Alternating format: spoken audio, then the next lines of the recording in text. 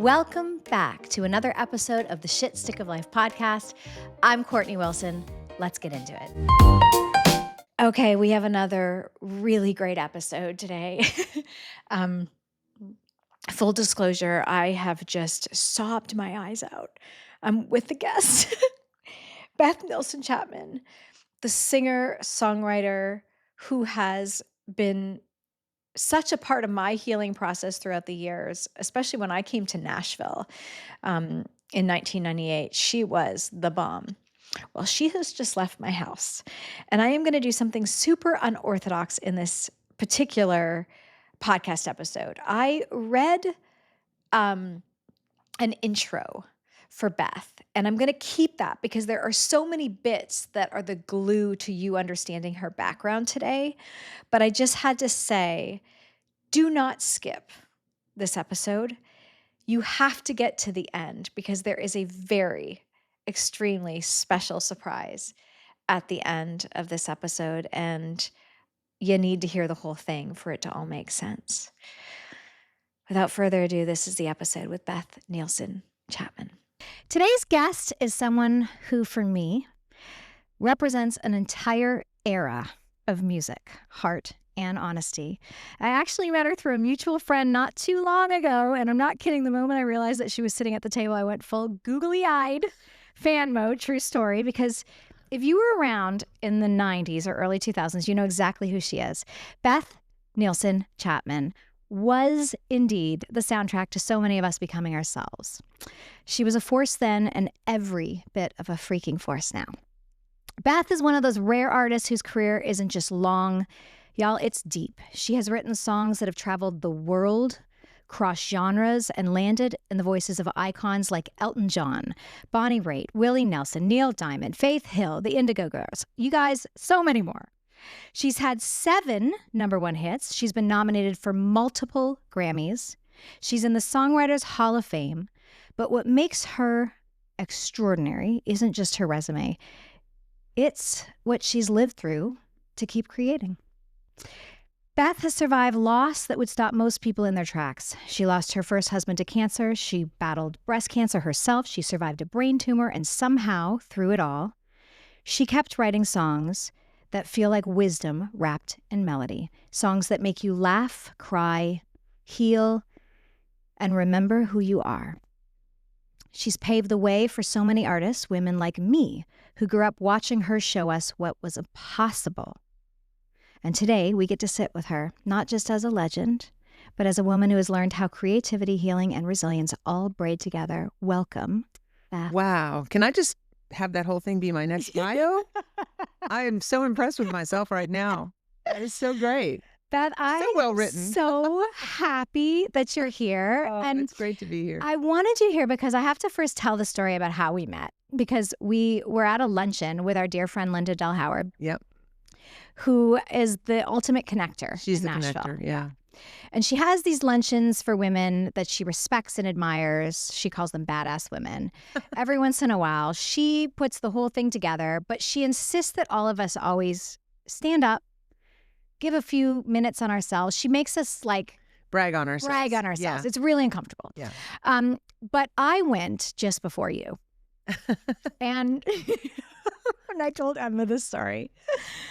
I was, and it's always hard to brag on yourself. So you say something and then, Linda will be like, and don't forget to tell everybody this, and don't forget to tell everybody that. So I was doing my whole spiel, and then they said, okay, Beth's next. And you went, oh my gosh, I don't want to go after her. And then somebody yelled across the room, like, you're Beth Nielsen Chapman. Are you kidding me? And I went, what? Oh, that's hilarious. I missed that. Yeah. And then we chatted afterwards, and I just knew. Well, I went for a beeline to talk to you, first of all, because when I heard the name of your podcast, I thought, I belong there. I need to talk to you. Absolutely. And then we ended up in this whole conversation after, and I found out just the cliff notes of some of your life, you are not what you might appear on that, you're talking about depth. I mean, it's complicated. It's man. complicated. Wow. We sat there in the corner of the restaurant before we were leaving. And then we ended up talking to the waitress. And she's like, we ended up talking about systemic politics. racism and politics. And I was like, oh my gosh, girl, you got this in the world. And The ballet guy's going, hey, we got to go. Anyway, that was fun. So I left and I remember thinking, oh my gosh, you have to be on the podcast this season. I had no idea. I mean, I knew who you were because I grew up on your music. I mean, this kiss. I was a girl, I was an artist in the 90s, so everybody knew who you were. But I didn't know your story, much like you didn't know mine. Right. Yeah. And so I'm really grateful because a lot of these, a lot of our listeners, I think, find hope and faith in stories like yours. Yeah. About resilience. Yeah, how you push absolutely. through. I mean, that's the one thing you can say when you go through a bunch of shit is, Yeah. well, I went through that, and then, it's in the new shit's not going to necessarily mean that you've automatically got to pass. You still have to go through it. Still got to go through the shit. But I mean, I look back and I go, well, since I've been through all that other stuff, Yeah. I'm going to just power through this, or I'm going to take this one moment at a time, or whatever it is, Yeah. Well, before we get into your Stick of Life story, I want to kind of go back to your humble beginnings, or maybe they weren't humble. I don't know. Where are you from? And Wow. how The did ultimate your question. story start? I'm from a family of 5 kids, and I'm in the middle. So I'm trying to keep everybody okay on either side of me, which is a major You're full-time Switzerland. job. My father was a military Air Force, so we moved every couple of years. And, it was like, get your stuff together in this box, and we're going to another town. So I'd have to start over. And people say, where are you from? And I said, which year? Because I was born in Harlingen, Texas, and I was there as a baby. And then before I was even walking, we moved to New England, then we moved to California, then we moved to Germany. No, back to New England. Then we moved to Germany, and then we moved to Alabama just as I was turning 13. And it was a huge cultural shift. Going from Germany to Alabama. Right, because the last school trip we had in Germany was to go to Dachau. Oh. And my mother did not read the permission slip enough she just signed off on it. When I came home, I was in the fetal position for 4 days. I missed 4 days of school. I was so traumatized. I bet. Because it entered into my psyche that human beings were capable of that. Mm-hmm. And I was completely shut down. My mom was my parents were like, what is going on? When I came out of my... How old were you? I was 12.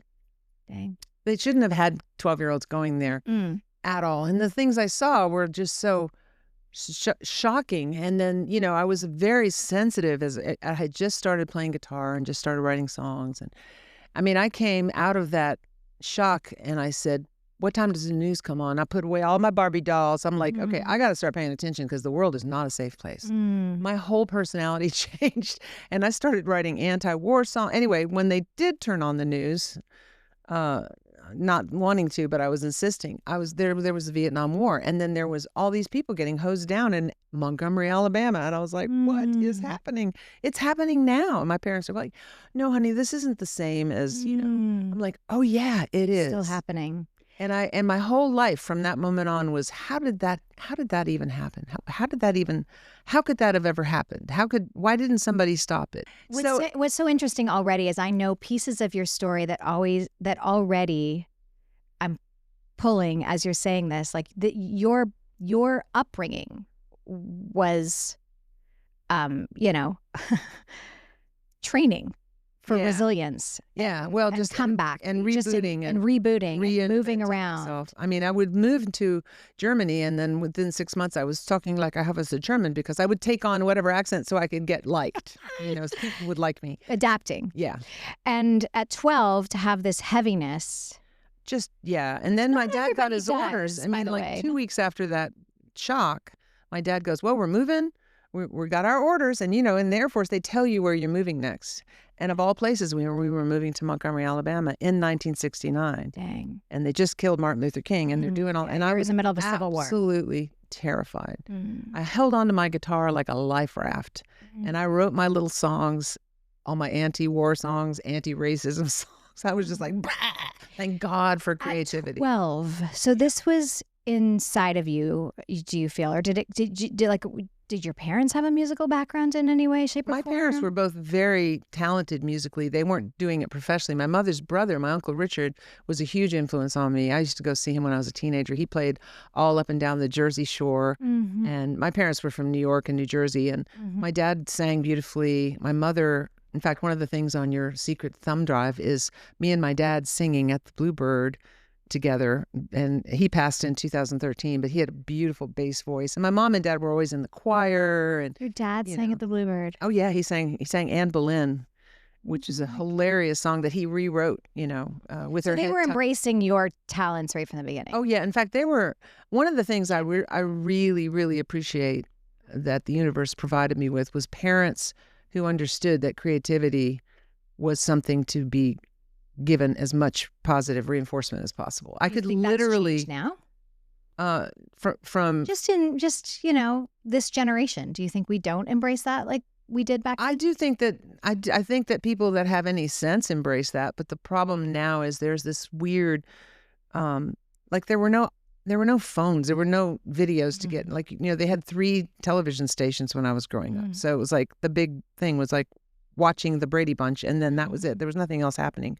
So it was the social media and the distractions of today to me are something that I would imagine you have to overcome more than I would have had to have overcome. And I was very distractible. I had full-blown ADHD, which I didn't find out till I was like in my 40s. I was like, oh, that explains everything. Yeah. But, just that, I could put a piece of mud on the end of a stick and show it to my mom when I was 5, and she'd be like, oh my God, that's so beautiful. So, I mean, from a very early age, anything you made or created, we'd have forts. And, when my son Celebrated. when my son was little, I literally opened up a whole wall in his room and just threw a bunch of paint stuff on. I said, just put whatever you want on the wall, just mess it up. It's okay. It's like we can paint over it, And so that was, to me, a very critical ingredient of my life because I've never been afraid to be creative. But now I'm a teacher and I help people get unstuck. And it's one of my favorite things to do because literally creativity is all around us. And you have just as much of an opportunity to write a song as I do or paint a painting. And the difference between people is whether or not they know they have permission to open to it. But it is an actual physical force that is outside of us that is collaborating with us. Like when people say, I didn't write it, I just wrote it down. When I wrote Sand and Water after my husband died, I wrote that song in 20 minutes. I didn't know what I was writing. I was just, whatever this is, I'll fix it later. People are going to be listening here and going, I know, but I don't have No, it's not that. Okay, here's the great analogy. Okay. Creativity is oxygen. Okay? Yes, I agree with that. So we're in a room and it has a certain amount of oxygen. If somebody took all the oxygen out of this room, we'd both be in trouble. Let's say I get up every morning and I swim for an hour and then I run 6 miles. Well, I'm going to be much more efficient with the oxygen that I need because I'm in shape. Yeah. If you're struggling or you may be older or you're not in good physical shape or you're traumatized or something, you might be sitting here in this room with the same amount of oxygen as me, but you're not able to access what is right here. So to me, creativity is the art of learning how to open and access what is already waiting for you, and it will not interrupt you. If you're someone who was fearful about, oh, I can't do that, I might fail. I've had that feeling. I'm sure everybody has. So it's like that. But fear is the thing that's standing in. Fear is literally on the thing everything that stops it from being able to enter. Because I think of creativity as God breathing. So we're going to go back. Okay. Keep stepping back. God is breathing into every living thing. And all creation, from trees growing to people getting an idea, is the same breath of God to me, which is like oxygen. It's just here all around us all the time. This is and so inspirational. if you can learn how to not be blaming yourself because you're not creative, that's like saying, I'm not able to breathe this oxygen in this room. Why? Because I have... When somebody says that, well, but I don't have... I mean, we're all not supposed to have the same gifts and talents, though. Yeah, so, but, you might be a painter. You might be a painter who's shut down. Not allowing myself... Right. So you might be a painter who doesn't know how creative you are. People come to my songwriting workshops And then they go home and go, I'm actually an amazing painter. They might have written a song in my workshop and go, wow, that was fun. But you opened up this But portal. they realize your relationship to creativity is it's your freedom that you can go and find whenever you're ready. And some people have to do a lot of work to get to that place. I mean, depending on where they come from. So if we go back to that your 12-year-old self and then some in the teen years, when did you know this is what I'm going to do with my life? Or was it so distinct? Or maybe it was just like, hey, I'm just going to follow the road wherever it leads me, and that led you to Nashville? I think I live in a perpetual state of everything is coming at me at once because my brain is so ADHD that I hear the fly on the windshield at the same time we're having this conversation. Mm-hmm. So when I think back on when did I know, I kind of thought for a while when I was like probably 10 to 15 years old, I thought I was going to be a veterinarian because I liked animals. Yeah.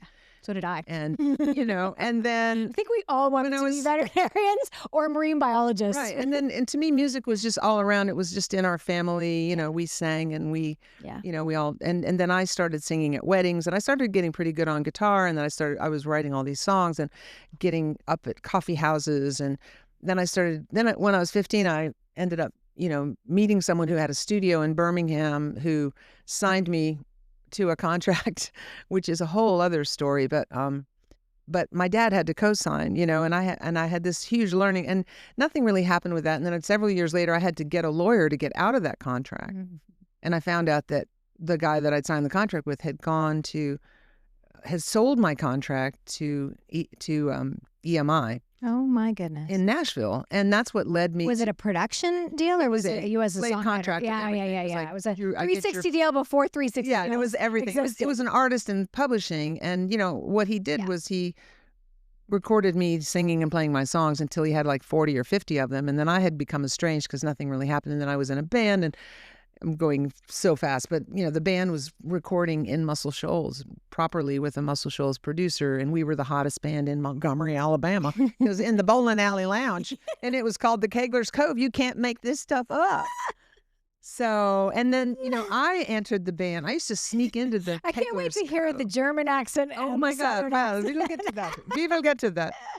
But I used to sneak in underage because there was nothing else to do in Montgomery, Alabama, and go hear this band. And then the guy whose place I took in the band, because I'd sit in sometimes, and and that was fun. It was Tommy Shaw. So what was the band he was in? God, now I'm gonna forget the name of the band. They're huge. Sticks. Yeah. They came to town. They came to the bowling alley lounge, and they saw Tommy Shaw, and they want to join our band, and he. Sticks. Yeah. Tommy Shaw. Yeah. So I was living in Birmingham by then. I'm getting, my timelines are terrible. That's okay. I was going through a deep. You're about 50. Because my boyfriend You're a teenager. My boyfriend had just died of a brain tumor when I was 18. I want to get the timelines right. So are you 15, 16? Oh, no. I'm like jumping all over the place. This is ADHD. So by then I was like 19. 19. And he's 18. Yeah, he was like 32. Yeah, he was. Boy. That's why my mom thought he was a saxophone player from Muscle Shoals. Okay. My mother thought he and I and this other artist were in a band, and we were playing like, this is my very first starting to play on my own. I was going to Kegler's Cove I knew all those guys, and we were friends, and so I got to be in. You were jamming. Jamming, and then my boyfriend, was jamming with them. He was a fantastic saxophone player. He had always had these headaches. Anyway, he suddenly he died of a brain tumor that started when he was in like first grade, but nobody had ever diagnosed it. So I was just reeling. So I went to Birmingham, and I literally spent 6 months listening to Joni Mitchell's Hejira album. Oh my goodness. And I had this job. I can't believe how much I'm remembering now. It's just like, good. Yeah, no, we get it. I had this job at a happy hour at a hotel in Birmingham, Alabama. And I could only play 9 songs that, I had to like throw in Carpenters and, but I was literally grieving so bad. I would just like get through that. And then I'd go back and get back in the fetal position in my little efficiency apartment. And the phone rings, and it's one of the members of the band. Will I move back and join the band? They just took Tommy Shaw out of the band. I'm like, well, I can't play guitar like Tommy Shaw. And he's like, no, we want you to be our Joni Mitchell. And I'm like, You the okay. singer, girl. So then I went back. Anyway, long story long, I did that for like 3 years. And so it was like 6 nights a week, the same people coming in to the Keglerscope. And then they got this opportunity to, I'm getting way down in the weeds, but got this opportunity to record in Muscle Shoals. And here I was like 4 years since I'd talked to the guy in Birmingham. And I'm halfway through recording an album with my now band. And I said something about, oh boy, this is so much better than that other guy that I worked with. He goes, what other guy was that? You know, the producer. The guy that took And I your told him, ride. I said, oh, I signed this stupid contract. My dad had to co-sign it. It was like, and he's like, well, I need to see that because I'm recording you now. And if you've signed anything, and I'm sure it's defunct, you know. Anyway, I brought it to him and he put his head down on the console. He said, everything we've done, I can't use any of your songs. I can't use your voice until you get out of that contract. So I found out from that next chapter that they'd paid him $12,000 for my 40 songs. No way. But the good news was, and now I was with a legitimate publishing company, but that never left me. I was like, somebody paid somebody $12,000 for 30 or 40 songs. And then anytime I negotiate. Well, they were really paying for your freedom, for their freedom to even invest in you. Yeah. I mean, it's happened, you know, if there are artists listening, this happens a lot. Yeah. People try to dig their little. But anyway, I went way far down in the weeds into that. But that was a realization for you. Yeah. And when I've ever, you know, like the point we're at right now where songwriters are so severely underpaid, the value of a great song has its own power source. You know, the song Sand and Water was never a single, but it is to this day. I get emails and letters from people almost every week, you know, this song helped me through this time. And, you know, and it's just the power of song to heal and to go out in the world and the literal money that it creates, you know, is so underappreciated. And I want to talk a little bit in a second, because I have my own stories of when I was coming up in music and what I thought songwriters were getting paid and probably were versus what they are now, which the game has completely changed. But they weren't ever paid great. They were never paid great before. But you were one of those people that is the best person to ask about some of this because you had great success. You had number one. So like when I moved to Nashville, they'd be like, if that was a number one, you know, that, again, generally speaking, this is what we were told as artists or as songwriters. I did have a pub deal for a bit, but you know, a number one song is worth about $250,000. Is that true? I don't think I've ever had one of those, but there were some times back in the early 90s or like when I started having hits, songs I wrote for Willie Nelson or Tanya Tucker, you know, there's some nice chunky checks that came in that now they wouldn't be the same. They wouldn't be the same. We have definitely lost a lot of our income. But that doesn't mean that the songs aren't generating more income than ever. I know. But the way that basically the music business moved in to, they completely renovated the house of music and they left the songwriters in the basement on the old plumbing system. That's basically what it is. We're getting the drip, drip, drip of the laws that were passed in the 80s or the 70s. And we're clawing our way trying to they're basing it on like physical product, you know, like. Well, and you know, it's every time I put a reel together and I'm using music underneath that, it's free to me. Essentially, it's free to me. Every time I walk into a store and I'm listening to music during the holidays or any time of year, it's free to me, you know, and it shouldn't be. I mean, well, it's actually the store should be paying. The store should be paying for the use of music, and many of them are not. Right.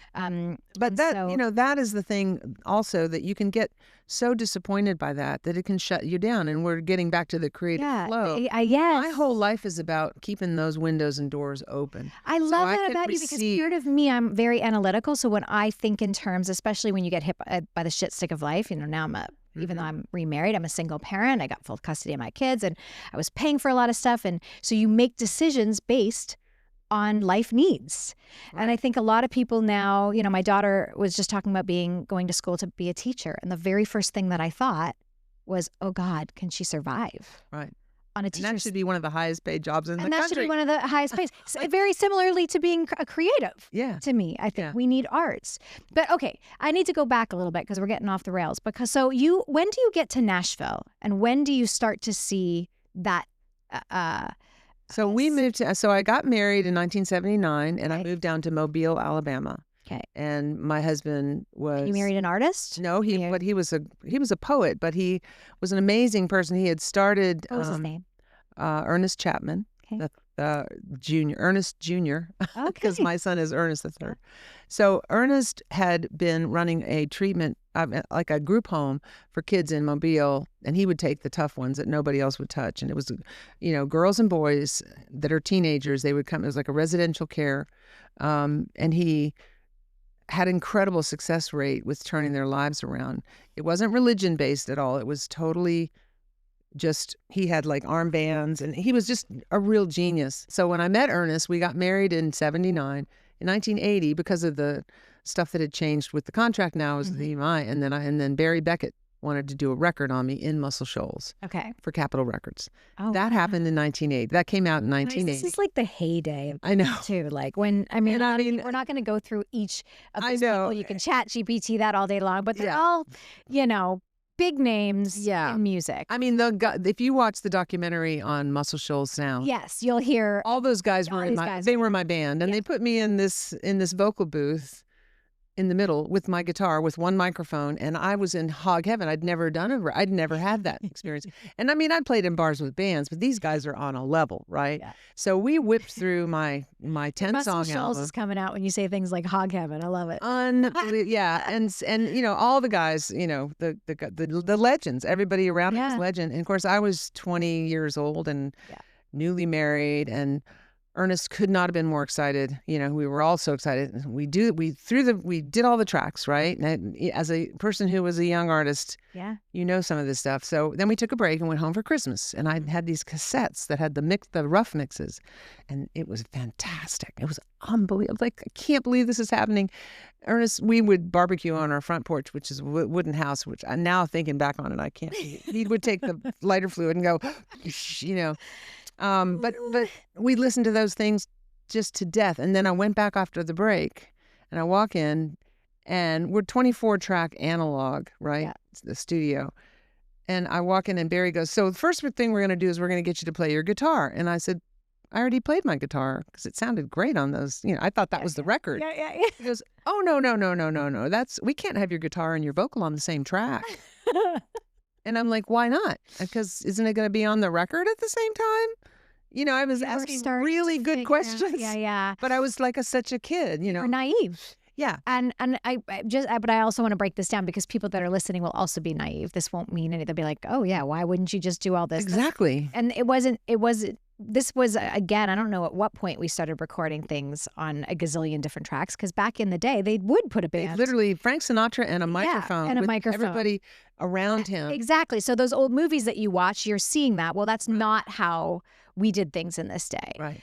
So every instrument, you would run it down for the band, and every instrument would be recorded completely separately. Sometimes they wouldn't even be there at the same time. Right. You would go back, you would do a scratch vocal, you might go back and do vocals. So just for people listening, it's a whole thing. So you were naive at this time. I just thought they must know what they're talking about. They must know what they're talking about. I don't know anything. Yeah. And I was just, tell me what to do. Yeah. Well, I had never played my guitar when I wasn't actually singing. And it's muscle memory that's connected. So I literally I kept making mistakes.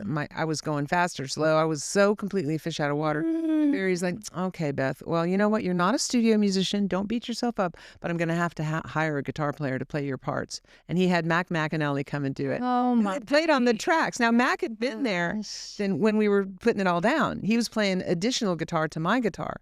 So he comes back over and he walks in and he goes, what am I doing? And he thought he was doing overdubs, and Barry goes, well, you're going to have to replace Beth's guitar. She just, she's not used to, singing without playing without singing. And Mac is kind of looking at me and I'm looking at Mac and I'm going, he goes, boy, whatever you did the day we recorded was great. And I was like, I know. Did they use it like that? He had erased it. And I was devastated. I was devastated because there was a part of me that was just, even though I didn't know my ass from a hole in the ground, I knew something had been lost. I can't get back. And this is like the definition of a quintessential singer-songwriter. Like you were you were the singer and the songwriter and the player, and that's where the magic happened. And weirdly, Versus me, who I couldn't play and sing at the same time. Still can't. but Really. still, I mean, it doesn't matter. But if I was so used to it, that was the way to capture me. Yeah. If he had not erased that and we had gotten around this situation, we'd put that on the record. I think the record would have had a way better chance. But anyway, okay, so you make this record and make the record. It comes out. I'm not happy with it. And if you heard the record, I will send it to you. I mean, I'm buried in strings and my voice. So it's first of all, the worst part was when I tried to sing without playing. I was like, did you lose the soul? I was like, when love is new. It was like a gun to my head in my voice. I mean, it was just, and I teach a vocal class and I teach artists how to sing with their speaking voice, basically, just because that's where all the power and all of you is, you know. And I play that to them, and then I play them my demo of that song before any of that happened.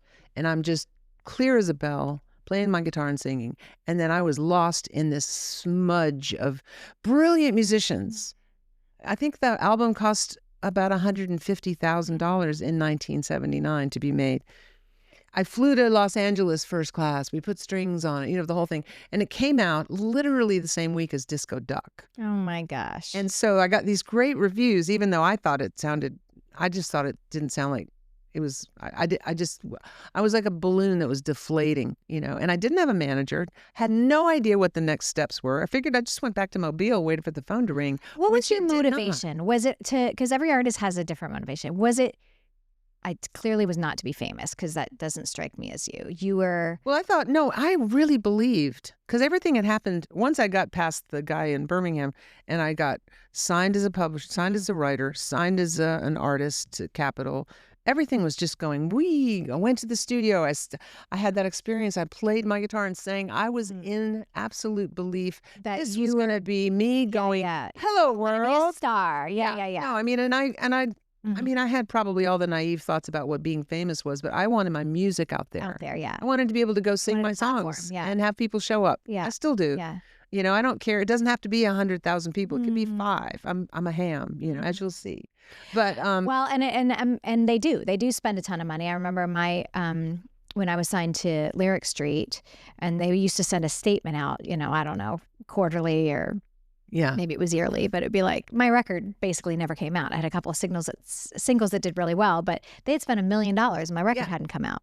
And I remember thinking, oh shit, do I have to pay? I mean, no, you don't. I knew that I didn't have to pay it back unless you know, we kept going. Had I done more records, I would have had to go back to day one and start paying back. And and essentially, when you know, what I learned was they just keep investing money as soon as you almost recoup. Exactly. And you almost never recoup. Keep you on the chain. You on the chain. Absolutely. Okay, so you don't let this out. record. It totally does nothing. And I took it really personally. Like people don't. It's maybe it just sucks. Maybe I suck. Maybe I should never have even done. I lost complete confidence and self-worth for the first time in my life, really, on that level. And I went on strike. And I announced to my husband I was going to get a regular job, and I was just going to not write anymore. I'm done. I've given them my best stuff. Even though, and he was just going, they screwed up. They should have used, and he's running around holding up the demo. Pointing fingers. No, I mean, he's holding up the cassette going, this is your record. This is the magic. So I had to grieve that for about 3 years. And I thought, I'm just going to have a baby. So I had my son, which was wonderful in 1981. So when he was about 3 or 4, going on 4, I was playing in bars and stuff just to make enough money because my husband. Where are you? Where do you live? Still living in Mobile. You're not in Nashville yet. Still living in Mobile. And I mean, all the people that I'd connected with had moved to Nashville from Muscle Shoals, like McAnally and Mary Beckett was very helpful to me, like in moving to Nashville. But and I was going back and forth with Screen Gems for a minute. But once my record came out and nothing happened, they dropped me because I wasn't really in town. You know, I wasn't playing. If I'd have moved there, maybe it would have been different because they were lovely people, not their fault. Yeah, I get it, but this is it was me that you go through when you're trying to follow a dream. You're putting everything into this project. You have high hopes, you have high dreams. And just like that. And I identified as a songwriter who is a singer who is going to be a star for several years before that, and then I hit this crisis moment. And then I was a mom. Mhm. My child was born 6.5 weeks early, and he was 4 pounds, and I was, had an emergency cesarean. Everything was fine, but that was a critical period of time right after that. And then he got completely fine, just everything was fine. And then I started, I was going crazy with my creative energy. I was making mobiles for his room. I was painting. I was Mm. baking bread. Oh my God, I almost killed us with French bread coming out of the oven every 15 minutes. I was learning to cook. I had to be creative, but I was absolutely napalm, like kryptonite about songwriting. And Ernest, to his credit, tried everything. He was like, honey, you just got to start writing again. You're losing your mind. Do you think that process has to happen? Because I cleaned out my pantry and I'm trying to, color drench a room right now. And I do that when I feel a little out of control in something. I'm trying to figure it out. But even the tiniest little creative things help me. Yes. No, you're a creative figure being. my shit out. Everything. Yes. I knew that the minute I first started talking to you. Your creativity streamline is up and running and totally. But do you feel like that's what you were doing? Were you trying No, to well, it was coming out my ears. No, I was not ignoring being creative. Okay. I was ignoring that I would ever write a song again. I was going to punish them for I was never going to write another song for about 2.5, 3 years. And then my husband smartly took me to see Coal Miner's Daughter. Oh my goodness. And there was freaking Loretta Lynn planting vegetables with 4 children climbing all over her, writing a song that was going to end up being a massive hit. And I thought, I'm being a baby. I'm being a real baby about this. I could write songs. I could just write for my own enjoyment. I literally just broached that to Ernest after the movie, and he was like, I think you're onto something, honey. I think that's a really good. Let's just do that. So I started back, and all I wanted to do was write a Loretta Lynn song. That's all I wanted to do. You mean you wanted to? I wanted her to cut one of my songs, and it was like, I'll write. Did she ever cut one of your songs? Well, it's interesting. So I wrote this. First of all, I was still breast. By the way, everyone, cut means record. I was, my first attempts at writing again was so rusty, and Ernest was always my sounding board, and he's a fantastic song sounding board. He didn't write songs, but he knew poetry and he knew literature and all this stuff. So he would know the shape of it and all this stuff. So here's how I knew how bad they were. First time I sat him down with a couple of shots of Grand Marnier. Okay. And I played him a couple of songs I'd been writing, and he was so excited to hear anything, and then he just went, yep, okay. And I'm like, oh my God. Because usually he wasn't a real asshole. He'd be like, well, the second verse, he was like really picky. He's like super picky about songs, worse than me. And that's why he was a great song critic. And here he was just kind of like looking shocked. He had circles under his eyes like that grew between the first song. And I thought, is this sucking as bad as I think it is? He goes, nope, it's not sucking. It's you writing. And you know what? You go and write some more songs. I'm not going to even talk about these. I want you to you're going to get better. And I'm like, oh shit, it's that bad? And he goes, look, just keep writing. So I kept writing. 6 months in, I'm writing these horrible country songs about things I don't know anything about. I'm trying to sound like a truck driver. And he's like, and he got so frustrated with me. He says, just write one song about something you know. And I lost my shit. And I was like, I don't know anything but breastfeeding. He goes, great, write a song about breastfeeding. And I wrote a song about breastfeeding. And it was beautiful. And it will never see the light of day. Yeah. But the La Leche people locally loved it. And he goes, there you are now. Write about something. You still real. Have it. And I'm like, yes. He goes, just stop worrying about it. Anyway, but I still wanted to write something that would, and it was my first professional gearing my songs towards another artist, because I was so impressed by the whole Loretta Lynn sound. And so I wrote this song and I played it for Ernest, and he goes, holy shit, you're back. What song was it? It was a song called 5 Minutes. And I still didn't believe him. I still was fighting him on sending it to Nashville. He wanted me to send it to Barry Beckett immediately, send it to this one, send it to that one. I was like, no, I'm not ready to be rejected again. I need like 10 songs like this before I'm ready. And so he threatened to start smoking again. if I he didn't didn't send send by his- Friday, it was like, And in the meanwhile, the same week, the Beach Boys came to Nashville, and I'm singing in this beautiful open air lounge called the Riverview Plaza. And you're in Nashville. Sorry, not Nashville. I'm in Mobile. We have not gone to Nashville yet. I'm in Mobile. I've got this great gig 6 nights a week singing at the Riverview Plaza open air lounge, and the Beach Boys are in town. It's the the nicest hotel in town.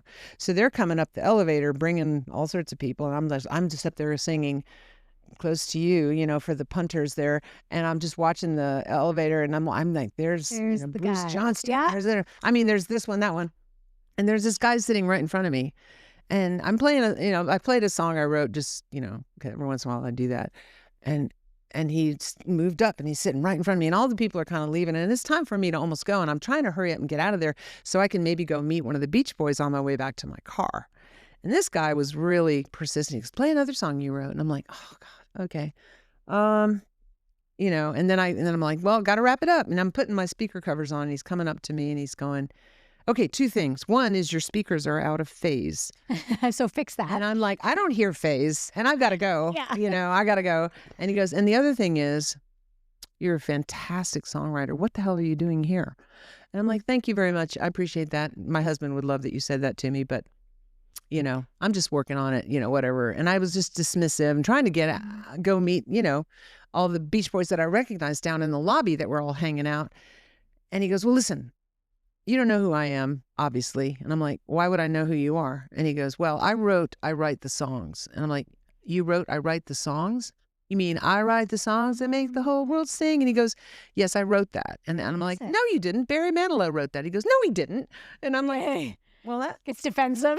and he's like, I play keyboards for the Beach Boys. I'm Bruce Johnston, and I know what I'm talking about. So please consider what I'm saying. And all of a sudden I'm like, oh my God. So I get home and I'm throwing $20 bills on my husband, woke him up. I was like, we're moving to Nashville. We're moving to Nashville. Oh, I got this person, that wasn't my husband, who loves me and is supporting me. is that what you needed? I needed somebody from the business To tell you. to tell me. go. So to give me enough bravery to send a tape, which I finally did. But you kind of. Even though Ernest was mad at me. That's super confident. No, I was not at the time. I was a shell of my former self for about 3 years. But I will tell you, the best learning curve of my songwriting career were the 3 years that I did not write, because I was just living. I wasn't trying to make everything into a song. What do you think the lesson in that is? That you have to refuel. You have to study your life closely. And songs will teach you. Songs taught me songs taught me how I felt that I wasn't paying attention to. But those times when you shut down, that is for some people their refueling. Well, shutting down and closing myself off from creative Are different. expression of music was not a You that weren't was shut not a down. good thing. You had just decided. I was just deciding to make other things, learn to paint or play in other modes. But that was me denying my songwriting was not a healthy shutdown, although it needed to happen. I was going to say, it sounds like it had to happen. I had to for it to heal propel you. Yeah. from just feeling all the frustration. And I knew as I got farther away from it, I knew mistakes were made and things didn't line up right. And then I thought, why, like we were talking about earlier, why did the universe put me through all that crap? Why did, here I was ready, I was talented, I was young, why did that get derailed? And the derailing of that made me such a better songwriter. If I had gotten that record through and it had a few hits on it or something, or just enough momentum to then be catapulted into that world, which now I know so much more about from watching other artists have to navigate. I feel like every artist, though, has a story. Every successful artist has a story like this, where they went through something that had to happen. Yeah. It's like the baptism of fire.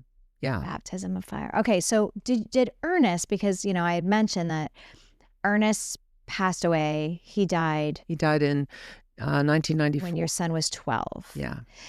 Did he get to see a lot success? Yes. Because you had a lot of success in between the Yes. time that you moved to Nashville and the time of Yes. his passing. Yeah, absolutely. And he was working as a counselor. All of his credentials did not translate, so he had to start at the bottom of the rung. Got But he to was Nashville. he was running a couple of treatment facilities for, that were like government, and he literally resigned several months before he was diagnosed. He had resigned from I can't remember the name of it, but it was right in Green Hills. I'll try to remember and find out. But he had resigned because he was forced to, as the director, to hire from a list of people, and there were people on the list that were known pedophiles, and he was just like out of his mind. He was like, not going to be a party to this. And then, the person above him was saying, that you have to do that. And he said, well, I've resigned because I'm not going to have this is on me if I allow that. And then they just got somebody else to do it. But he could resign because you were already having financial success? Like, how did you guys yes, manage that? we weren't like super rolling in it, but he literally couldn't continue. And I had a couple of hits, and we were just starting to get some momentum, and things were good. What was your first hit? My first hit that I was a writer on was Strong Enough to Bend, which I wrote with Don Schlitz. And that, I think, came out in 1989.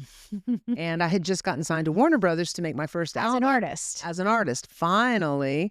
Because I was frustrated when Is that still what you wanted? We moved to Nashville in 1985, and it took till 1989 or thereafter to get seen as an artist, even though I'd done a whole album. But in the interim, it just took that long. It takes a long time. You have to come and just kind of settle in.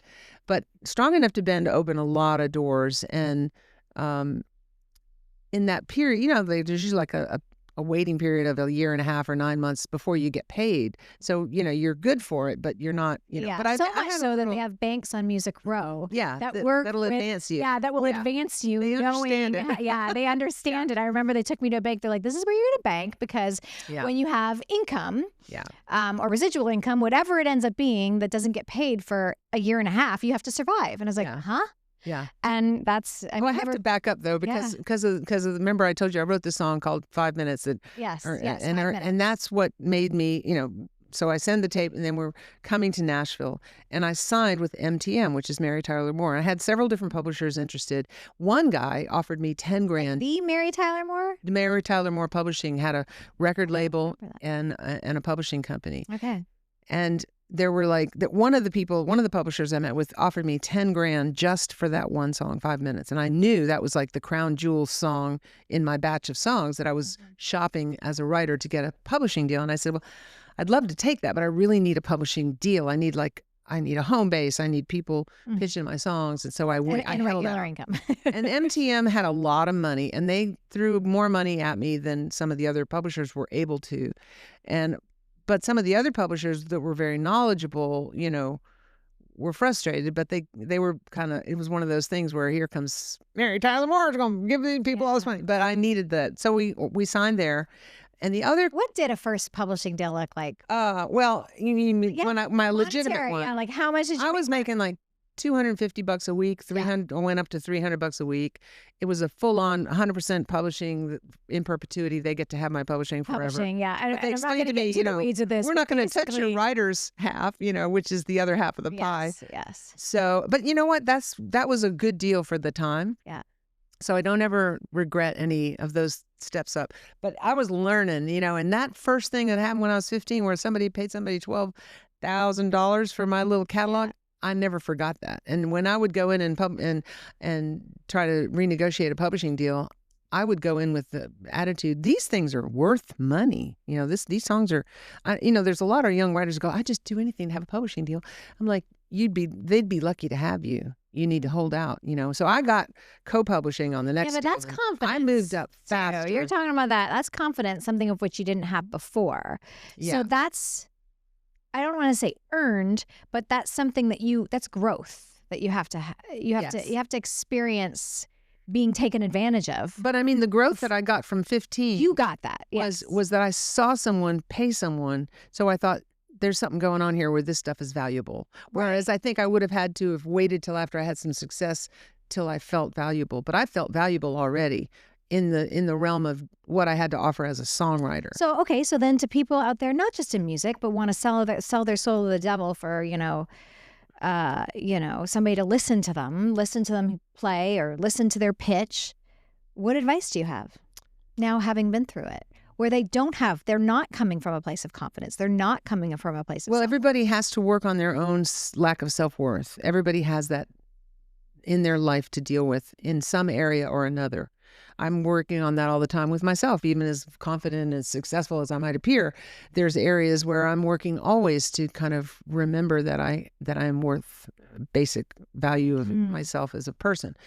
So the thing I say to give songwriters a sense of this is that my analogy is the music business is that a car is an artist and a song is the gas in the tank of the car.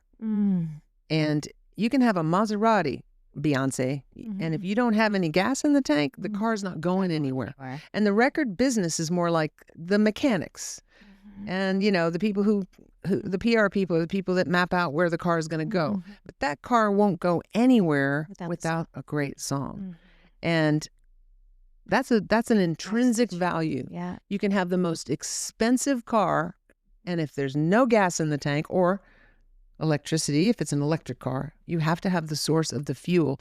Songs are the fuel of the entire industry. It's the cornerstone of the entire industry. It should be the most highly paid part, honestly. Have you embraced the way that songwriting has changed over the years? Like, I think, some people... I feel like people do great in like these collaborations and, hip hop and all the so many things. To me, creativity doesn't have to have any rules. So I don't have a judgment about that one. I don't know as much about certain kinds of ways of doing it, but I find it fascinating that it just continues to morph, and as long as everybody is communicating with each other and being fair. But I gotta get to this story because this one moment. So I signed with MTM, and the person who was my publisher was Meredith Stewart, and her mother was one of the best friends of Loretta Lynn, which really was kind of a lucky thing. So I'm unpacking boxes, and Meredith gets in her car and goes to Loretta's farm and plays her 5 minutes.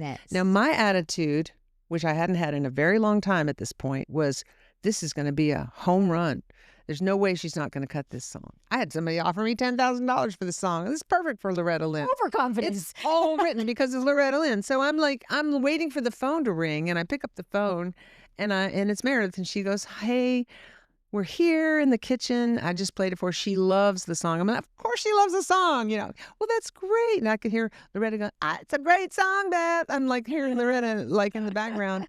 I'm like, oh. And then Meredith goes, "But you know what? She's got so many songs that she's written for this next project, so she's not going to cut it, but she absolutely loves it." Oh my And I just went, gosh. "I'm sorry. Hello." Played Testing, it. 1, 2. Yes. Hello. I think the phone is broken. I cannot believe. And then it took 5 years for that song to get cut. By who? And it was cut by Lori Morgan. No. And it was her first #1 hit. And Barry Beckett produced it. So there you go. I have to go back and listen to it. 5 minutes, Lori Morgan. And she did a great job. And Barry Beckett. And Barry Beckett, he brought it. Moment. Was there a song during this era that just blew everything up for you? I know that first cut was transitional, but was there one where you just thought, holy shit, I could never have dreamed this? I think it would be There's Nothing I Can Do About It Now, which was a song that I wrote for Willie Nelson. Yeah. And it was #1. It went to #1. And to me, Willie Nelson was like Bob Dylan, like we had all the records and everything. And he's such a great songwriter. So he had been going through a lot of shifting. I think he was between marriages and all this stuff, and his life was kind of upheaval. And Fred Foster called me and said, "Hey, he likes that song, Strong Enough to Bend." And he said, "Write him one. Get whoever wrote that to write me one." Because Fred was like, "We got to get in the studio, your deadline." And Willie wasn't writing. And so he was pitching, he's going to different songwriters and saying, write a song for Willie. And I literally wrote this song. I had 3 months to write it. And I don't think I took a bath or washed my hair. I certainly didn't feed my family or cook a chicken or anything. So this is one of those situations where they come to you and say, First write time. a song. First for him. time I was asked to write a song for somebody Okay, that was a so huge... again, so this happens sometimes for movie soundtracks and things like that, where they go to specific songwriters and they say, listen, we like your style, Yeah. this fits the artist or this fits the movie. That's a ton of pressure. Yeah. It was. And I got the title first because I knew a little inside stuff. I knew that he was actually Lucas, his son now, was just born. Okay. That was all happening. So you New knew wife. sentimental. New wife, new child, and then whatever else was going in the background of that with the old wife and all that stuff. And I thought, what would Willie be saying? And it's like, and then I thought, this is a crazy thing. I thought about, that phrase, you're either pregnant or you're not, And I thought, well, he'd say, well, there's nothing I can do about it now. Yeah. And I thought, okay, there's the title, which to me, the kiss of death is to come up with the title first. Yeah, because now you got to come up first. I don't write from the title. The last thing I wrote on Sand and Water was the title. No. Literally write. Let me show you how I write. I write from the sound, and it's very ethereal. And I pick up the guitar and I go, From a musicality? I just start from the music, and then I hear the vowels of my nonsense syllables on all my work tapes match the vowels of the final version, which might take me 8 years to finish, but I can go back to that first work tape and all the vowels. So to me, the songs are already written and they're waiting for us to arrive to them, like way before you get there. And I literally feel like it is song right here. Magical.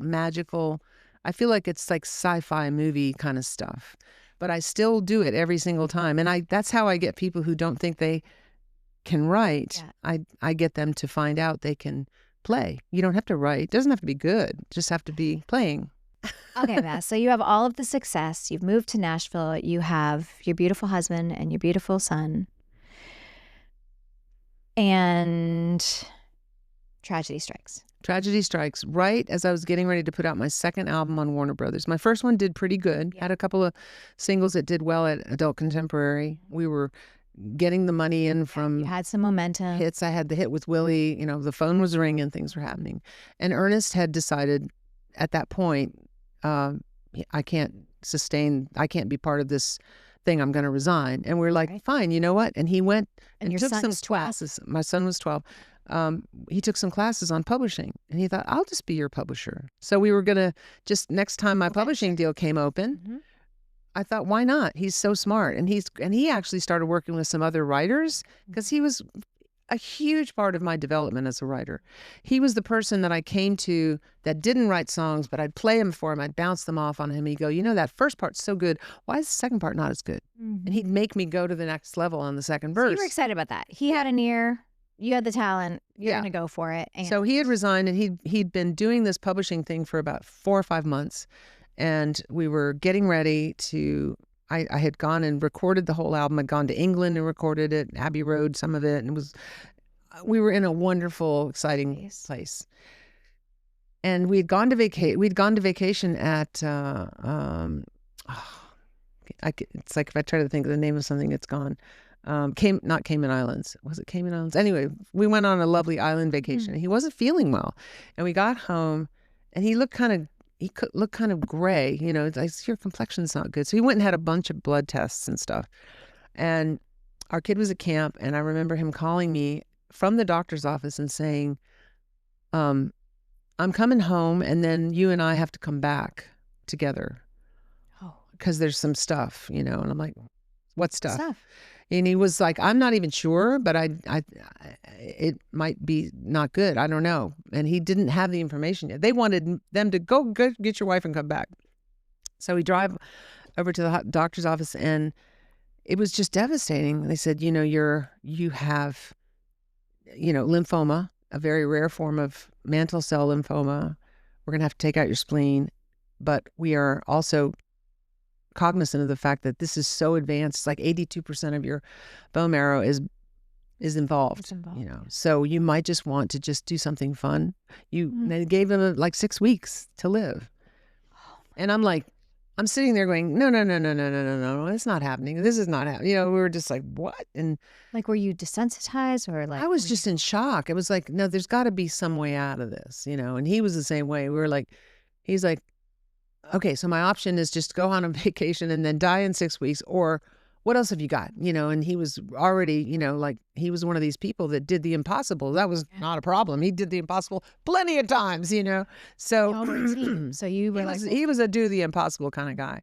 So we get in the car, we drive back home, and the weirdest thing, as we were turning into the driveway, there was a buzzard on the mailbox. I'll never forget. And we drove into the driveway, and he didn't fly away. He was like I was like passing this thing going, now I know this is a bad dream, because there's no way there'd be a buzzard on the mailbox. It's just not. That's not. And thank God our son was gone for a couple of days, so we didn't have to go pick him up from school, because we were both just wrecked. frozen. Yeah. Wrecked. And we went down and just like got in bed and just cried for 2 or 3 hours, just trying to figure out what to do next. And I remember all of a sudden I was like, what day is it? And I sat up. I was like, what's today? And I realized it was the day that and it was 3:30 in the afternoon, 4 o'clock in the afternoon. And I needed to be at the Lowe's Vanderbilt Plaza for 6:30 to sing at the Anti-Defamation League huge banquet that Jim Ed Norman had asked me to do. And I was like, oh, and I was a mess. And I was like, oh, Ernest, I got to call Jim Ed and I can't do it. And he goes, wait, whoa, hold on. And I told him what it was. And remember, it's black tie, like there's no way we can't. And he goes, hold on. I think we need to do it. First of all, the only reason you would cancel right now is if somebody had cancer or something that was going to die, right? And I'm like, okay. And he goes, I'm not ready to have cancer. I'm not ready to have cancer in the world. Mhm. I'm having a hard enough time having cancer in this bedroom with you, Yeah. but we are not canceling. And I was like, well, how the hell am I supposed to get up and sing Yeah. All I Have, which I wrote? Yes. And he goes, because the alternative is worse for me. And he said, do this for me. And so he went, we took showers. I just was like a zombie. Yeah. He looked amazing in this tuxedo, looked like the picture of health. Get there, I somehow get through this song. I was on automatic pilot. Yeah. He goes, in the car, before we got out of the car, he goes, for the next hour and a half or 2 hours, I don't have cancer. Yeah. Please don't forget that. Yeah. Not for 1 second. Yeah. Right? We'll resume the rest of the hellacious It will shit. be there in an hour and a half. We are not doing this any other way. And I'm like, he goes, see you smile? I'm like, this will all be in the And TV you have movie. this memory too together. Where Oh my you have God. this experience, and I don't really exactly know what it's a testament to. I don't at this know. very moment, but what a beautiful thing that he could encourage you to move on in that moment and to remember. I wasn't even that far down. I know moment, in but retrospect. now I look back in But retrospect. This is what's the most amazing thing about this moment in time. Yeah. Because again, getting back to the universe, Yeah. the universe supplied us with this opportunity, because I don't know if he would have been able to do what he ended up doing. Yeah. We get in there, I sing the song. I literally, the second verse, I made the mistake of looking up and seeing him in his tuxedo with the light shining in his eyes going, Yeah. and I went, second verse, let them know, listen, oh, and the light bleed all blow, bleed up all, listen, it's like another language. I just literally just kept my mouth moving because I had no idea what to lead. And then I got back to the chorus and I got back on the train. And I remember coming off the stage, and Jim Ed Norman coming back to get back on the stage. He goes, interesting second verse. And I'm like, I'll explain later. Yeah. So did he pass 6 weeks later? Or did So that night after the event, we had a big photo with everybody that was there, and they were honoring this preacher that was there. I think his name was Moses Dillard. They were honoring him, and he was just one of the many things they were doing, And we got a picture taken, and it was in the paper the next morning. But then there was something else in the paper the next morning. And Ernest was right next to him, and he had his arm around Ernest. And he was like doing that. And Ernest is like, holy shit. And I'm like, what? And he goes, Moses Stiller died of a heart attack last night. Oh my God. And you know what I remember is him holding me so tight and feeling his strength and thinking, this man is in his early 80s, late 70s, and I'm not going to get, and he's going to outlive me. And look how strong he is. He had this moment with him. That night. And he died that night, and it was very tragic. But Ernest just looked up from the paper, and I'm like, he goes, I'm not going anywhere. I am not dying in 6 weeks. That's not happening. If I have to get a different doctor or whatever we have to do. How long did he live? Almost 2 years. And he went through hell to do it, but he did it.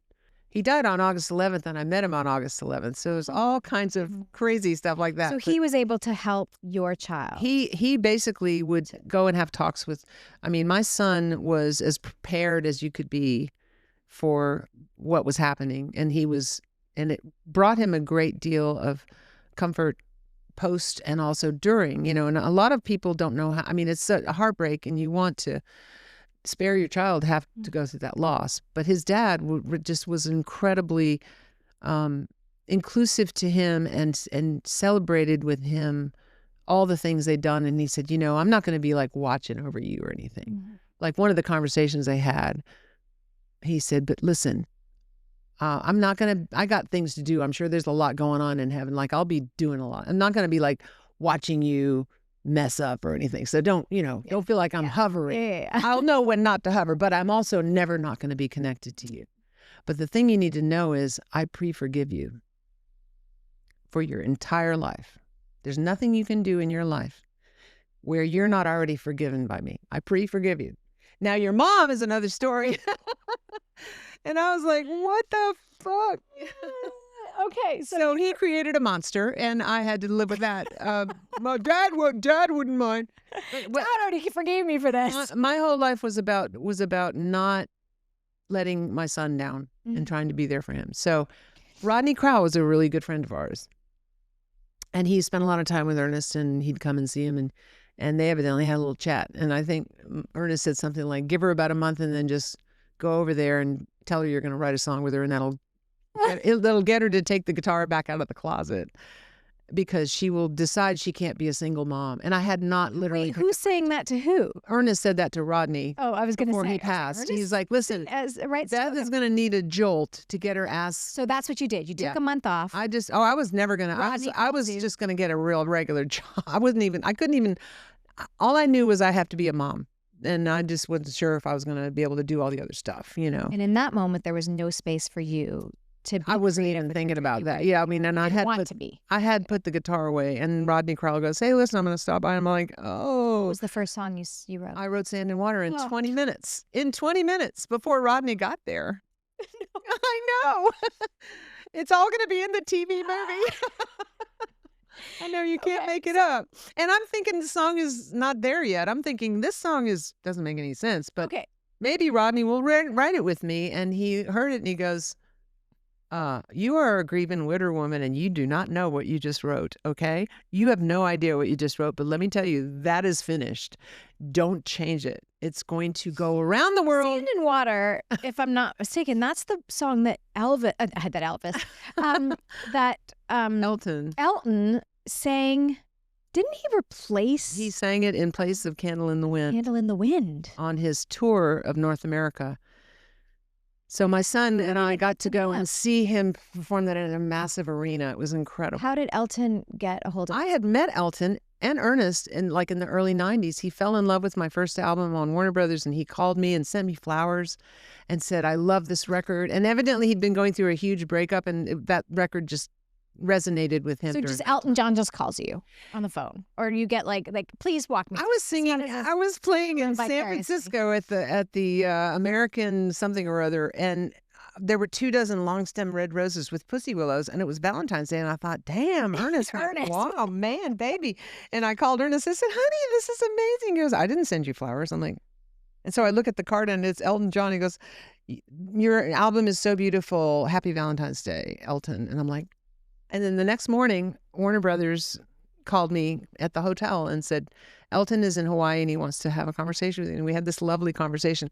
And he knew every song. He was like, tell me about this song and how did you write that song? And it was like, He's a songwriter. it was like an amazing moment. So many years later, Yeah. we went and, I met him in Atlanta at some kind of AIDS walk thing. And we just went, took Ernest. And so we had a rapport. And then I saw him again when Sand and Water was just a demo, and I handed him a cassette tape. And then in the midst of that, Diana died and Versace died, and he went through all that loss, and he didn't want to sing Candle in the Wind every night. So he just went, I want to sing this song. Okay. I know we need like an entire season. We need a whole season because we haven't even gotten to like all of your health stuff, which how am I going to even do this? So I have to take a break right now and ask you if you would play. I would. Absolutely. Would you? I would, yeah. Sand and Water.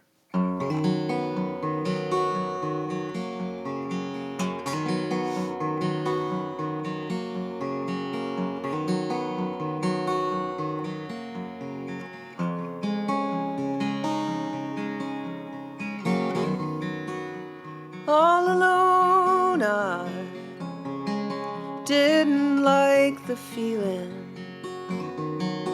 All alone, I sat and cried.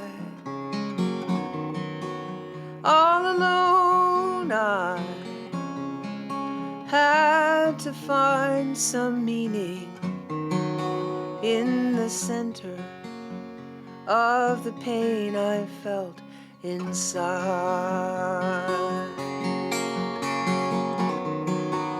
All alone, I came into this world. All alone, I will someday die. Solid stone is just sand and water, baby. Sand and water, and a million years gone by.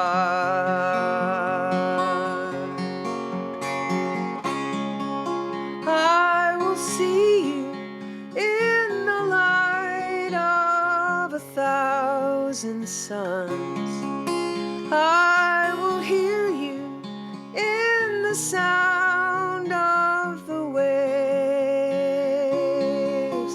I will know you when I come, as we all will come through the doors beyond the grave. All alone, I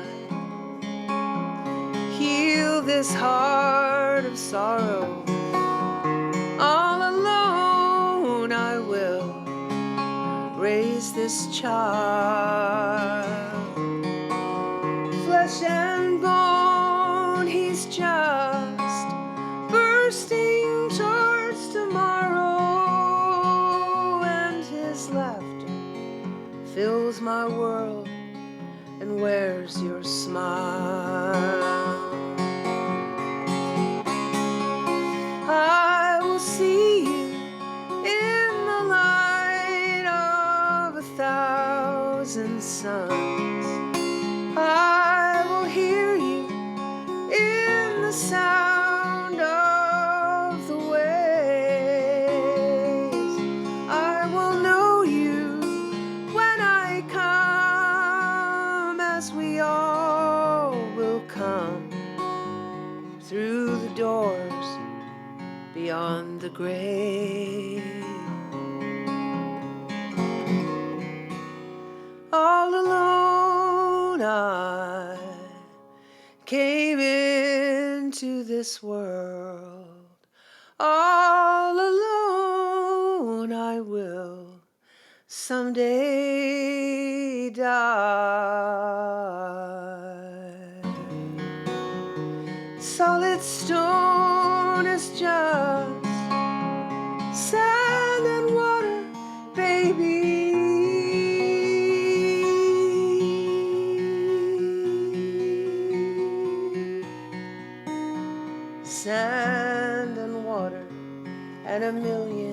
years gone by.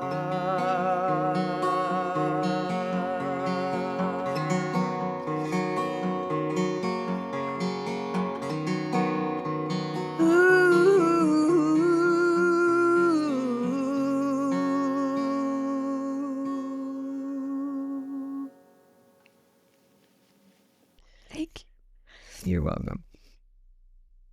And you. people, You have healed me through the years with your music, and I am so grateful that you sat down with me today. I wish we had 3 hours. We might have to do a part we're 2 gonna have to do part 2. to even get never through even got all to of the brain. your stuff, your brain, your cancer, your brain tumor, and all of the things that you overcome. Beth, you are an inspiration, and everyone, I always say, everyone gets hit by the shit stick of life. We Yeah. cannot escape Yeah. it. That's right. We all have to go through it. That's where all the lessons are. And I'm just so profoundly grateful that your beautiful, bright spirit is still shining. And that Yeah, it's you not know, been and dimmed by all the things that you've gone through. the creativity is the medicine. It's the way through. It's especially when you get cracked open, it's more flow, and it's like God waiting to help us, and that's the way that God helps us, is to create. Before we go, what are you doing now? Because you just got off tour. Yeah. We want to put some things in the show notes for people to find you. Yes. I'm getting ready to go back in the studio because I haven't put out an album since my last album called Crazy Town, which I did with the wonderful Ray Kennedy producing. And I've been going to all these writing retreats and doing all this running around, and since 2022. And I just, thought, oh, I've got all these songs I've written in all these different places and ways and stuff. And I went through my phone the other day, and I had found 52 songs that I haven't recorded. So I'm like way behind. All needs So I will be recording as much as possible, and I'm excited. I'm gonna do like a bluegrass album and a children's album and a regular album, and I feel very full of songs, but I keep writing more because that's my go-to. I'm reeling from all the things that are happening in the world and trying to keep my balance in terms of all that means, and everybody's having their own experience of that. We are in a very unusual period of time. So and your stories, I said your humble beginnings came from being 12 in a pretty traumatic that was a big wake up experience, going on a school adventure, which should be, light and bright and airy, really led to you feeling a pain that resulted in you writing beautiful things. Yes, and all the things of joy and pain all end up in the songs, and songs have helped me as the writing of them have helped me discover how I actually feel, because sometimes I think we all avoid like what that's about, but that's what we all. And then the great thing is that they go out in the world and they help to do that for other people. They go off on, like children, they go off and get graduate degrees around the world. So I love my job, and I've got 2 grandsons now I'm madly in love with, and life never has enough time in the day, but I feel 100% grateful for that. I feel this dream really did take a while, but it came true in its own way. And I'm 100% grateful you're able to come today. Yeah, can I give you a hug? you. Yes, you can. Thank you so much for listening to another episode of the Shit Stick of Life podcast. Please remember to like or subscribe wherever you're listening or watching. Much appreciated. See you next time.